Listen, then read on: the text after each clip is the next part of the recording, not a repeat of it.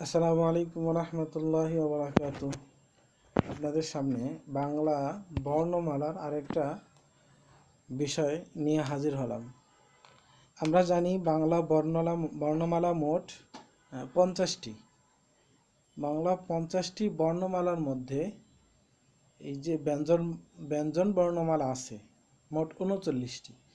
এই 39টি ব্যঞ্জন বর্ণমালার মধ্যে কোন বর্ণকে কি নামে পরিচয় দেওয়া হয়েছে বা কোন বর্ণগুলোকে কি বলা হয়, এই বিষয়গুলো আমাদের জানার দরকার।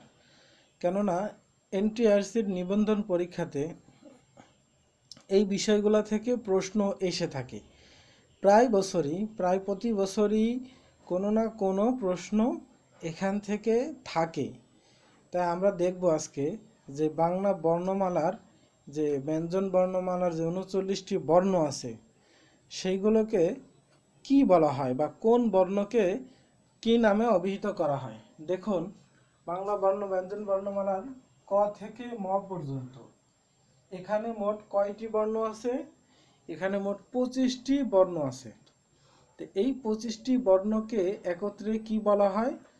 স্পর্শ ধ্বনি বলা হয়। এই 25টি বর্ণকে একসাথে স্পর্শ ধ্বনি বলা হয়। তাহলে এখানে স্পর্শ যদি প্রশ্ন এরকম হতে পারে যে বাংলা বর্ণমালায় স্পর্শ ধ্বনি কয়টি, তাহলে আমরা উত্তর করব 25টি। উত্তর 25টি। আবার প্রশ্ন এমন হতে পারে যে ক থেকে ম পর্যন্ত কি বলা হয়? স্পর্শ ধ্বনি।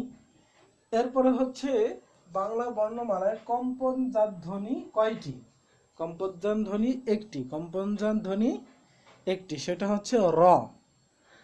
এরপরে হচ্ছে বাংলা বর্ণমালায় তারণজাত ধ্বনি কয়টি? তারণজাত ধ্বনি দুইটি।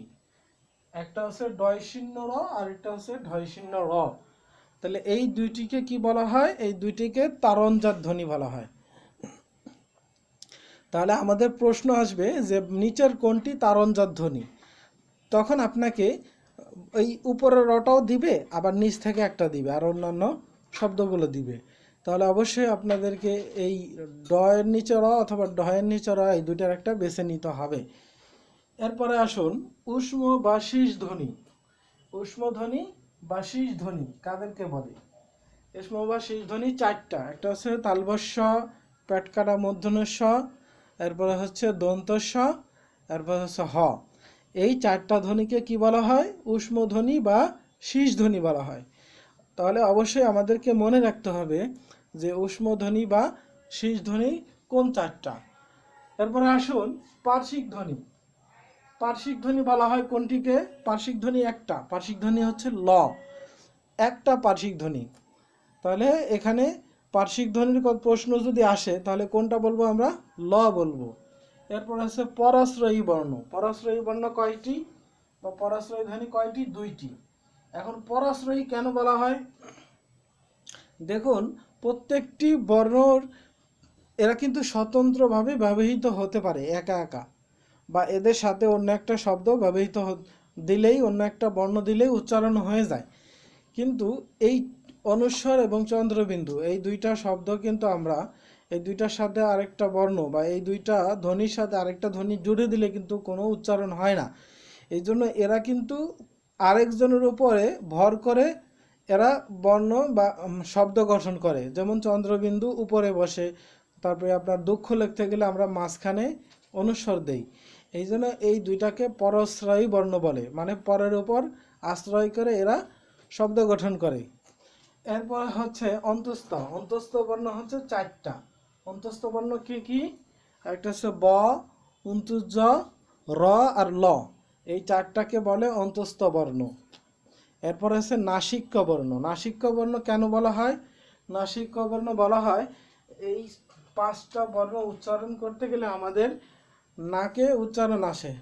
উঙ, তারপরে তারপরে মূর্ধন্য, দন্তন্য, তারপরে হচ্ছে ম।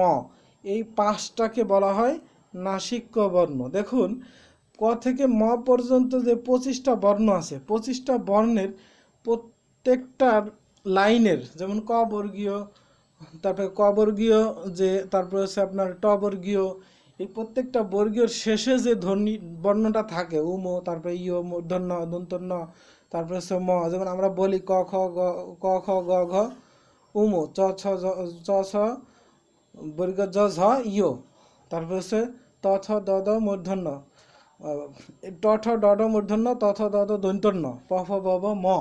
আমরা এই 5টা বর্ণ বলি, এই যে লাস্টের যেই সারিটা এটাকে বলে নাসিক্য বর্ণ। তাহলে আমরা আজকে দেখলাম যে কোন বর্ণকে কোন পরিচয় দেওয়া হয়েছে।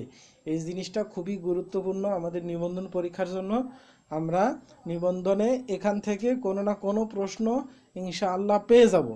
আপনারা এইগুলো একটু ভিডিওগুলো দেখার সাথে সাথে আপনারা এইগুলো খাতায় নোট করে ফেলবেন এবং পড়ে ফেলবেন, ইনশাআল্লাহ এখান থেকে কমন থাকবে ইনশাআল্লাহ।